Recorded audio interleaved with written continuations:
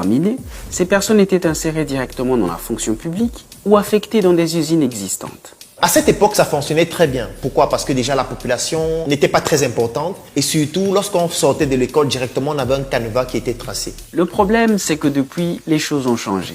Mais le système éducatif, lui, pas vraiment.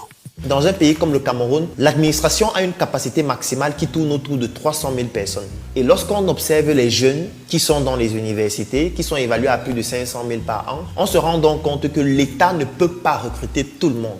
Ça entraîne donc une inadéquation entre le marché de l'emploi d'une part et la formation académique qui ne correspondent plus aux enjeux de notre siècle. Je vais vous prendre un exemple simple. En 2010, le Cameroun comptait un médecin pour 10 000 habitants. C'est l'un des pays africains qui traverse une grave crise de ressources humaines dans le domaine de la santé. Mais chaque année, l'université de Yaoundé 1 admet, sur concours, en moyenne 140 étudiants en médecine générale. Tandis que la même université enregistre, tenez-vous bien, environ 2000 étudiants en langue, littérature et civilisation germanique. Pourquoi une université publique d'un pays qui a autant besoin de médecins préfère former 14 fois plus de spécialistes de langue allemande que de médecins? Où est la logique?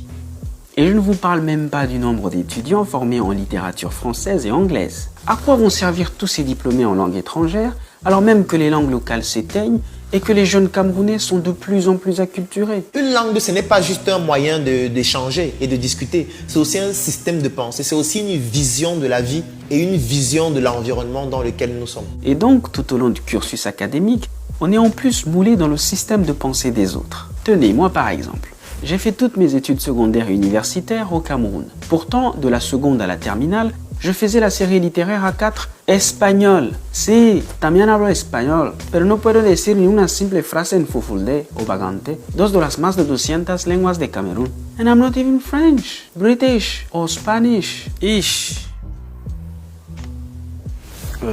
Par contre, il ne dit pas que c'est mauvais d'enseigner les langues étrangères. Mais quand les 4 langues sur lesquelles votre système éducatif est basé sont toutes étrangères, là, il y a un gros souci.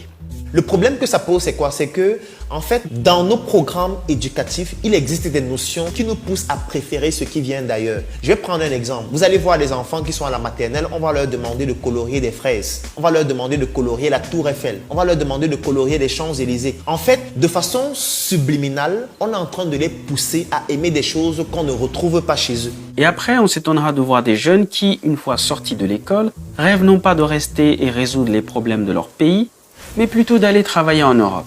L'auteur camerounais Prince Koumandoumbé III les appelle des diplômés illettrés, ou comme aime les appeler Claudel Noubissi, des jeunes qui souffrent de diplomite. Nous avons un système éducatif